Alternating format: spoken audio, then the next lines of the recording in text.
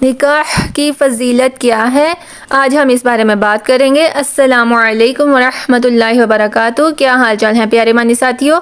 تو آج کا بھی ٹاپک بہت ہی امپورٹنٹ ہے، تو چلیے سٹارٹ کرتے ہیں۔ نکاح انسان میں شرم و حیا پیدا کرتا ہے۔ اس کے علاوہ نکاح آدمی کو بدکاری سے بھی بچاتا ہے۔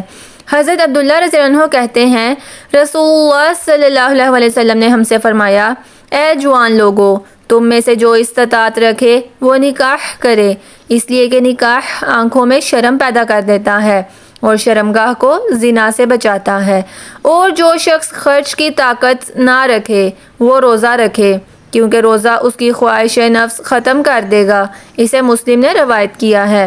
پیارے مانی ساتھیوں، نکاح کی فضیلت کے بارے میں مزید روایات دیکھتے ہیں۔ نکاح جنسی آلودگی، جنسی ہیجان اور شیطانی خیالات و افعال سے محفوظ رکھتا ہے۔ اس بارے میں حدیث کا ریفرنس دیکھتے ہیں۔ حضرت جابر رضی اللہ عنہ کہتے ہیں کہ میں نے نبی اکرم صلی اللہ علیہ وسلم کو فرماتے ہوئے سنا ہے کہ جب کسی آدمی کو کوئی عورت خوبصورت لگے اور اس کے دل میں اس کی محبت آئے تو اسے اپنی بیوی کے پاس جانا چاہیے اور اس سے صحبت کرنی چاہیے۔ ایسا کرنے سے آدمی کے دل سے اس عورت کا خیال جاتا رہے گا۔ اسے مسلم نے روایت کیا ہے۔ پیارے مانی ساتھیوں، مزید دیکھتے ہیں۔ نکاح باہمی محبت اور اخوت کا مؤثر ترین ذریعہ ہے۔ حضرت عبداللہ بن عباس رضی اللہ عنہما کہتے ہیں کہ رسول اللہ صلی اللہ علیہ وسلم نے فرمایا، ہم نے محبت کرنے والوں کے لیے نکاح سے زیادہ کوئی چیز مؤثر نہیں دیکھی۔ اسے ابن ماجہ نے روایت کیا ہے۔ پیارے مانی ساتھیوں، اس کے علاوہ نکاح سے دین مکمل ہوتا ہے۔ اس بارے میں دیکھتے ہیں۔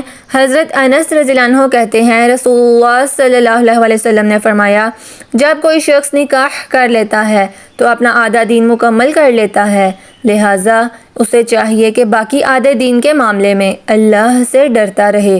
اسے بہقی نے روایت کیا ہے۔ پیارے مانی ساتھیوں، اس کے علاوہ جو شخص گناہ سے بچنے کے لیے نکاح کا ارادہ کرے، اللہ تعالیٰ اس کی مدد ضرور فرماتا ہے۔ اس کے بارے میں روایت دیکھتے ہیں۔ حضرت ابو ہریرہ رضی اللہ عنہ سے روایت ہے کہ رسول اکرم صلی اللہ علیہ وسلم نے فرمایا، 3 آدمیوں کی مدد کرنا اللہ تعالیٰ کے ذمہ ہے۔ وہ غلام جو آزادی حاصل کرنے کے لیے اپنے مالک سے معاہدہ کرنا چاہے۔ نمبر 2، برائی سے بچنے کی نیت سے نکاح کرنے والا۔ نمبر 3، اللہ کی راہ میں جہاد کرنے والا۔ اسے نسائی نے روایت کیا ہے۔ پیارے مانی ساتھیوں، اس کے علاوہ دیکھتے ہیں، نکاح نسل انسانی کی بقا کا ذریعہ ہے۔ اس کے علاوہ قیامت کے روز رسول اکرم صلی اللہ علیہ وسلم اپنی امت کی کثرت پر فخر فرمائیں گے۔